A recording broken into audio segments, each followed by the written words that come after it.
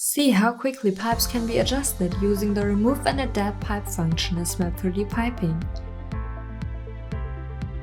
This feature is available for SOLIDWORKS and Solid Edge. In this example, we will use SOLIDWORKS. We begin with a prepared but not fully defined sketch. The Remove and Adapt function can calculate the overall segment length and automatically apply the required sketch relationships. First, we generate the desired pipelines. Choose the specification and size, then confirm. Next, we can define exceptions in the non-unique fittings window. In this example, we select spool flanges. Smap3D Piping now calculates the whole pipeline. Let's reduce the diameter of the pipe part and place a concentric reducer. The pipe specification includes defined weld gaps. Now, we want to remove the pipeline part just after the T using the Remove and Adapt command.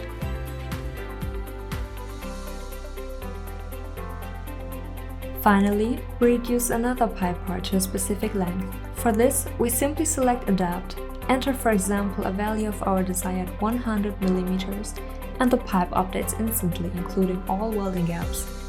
Measuring the pipe confirms a true length of exactly 100 mm. However, when opening the sketch, the display dimension shows 328 mm.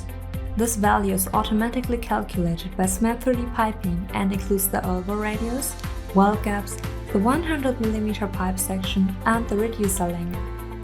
And that's how the Remove and Adapt Pipe function in Smap3D Piping enables fast, accurate, and well-optimized piping adjustments with minimal manual effort and maximum reliability.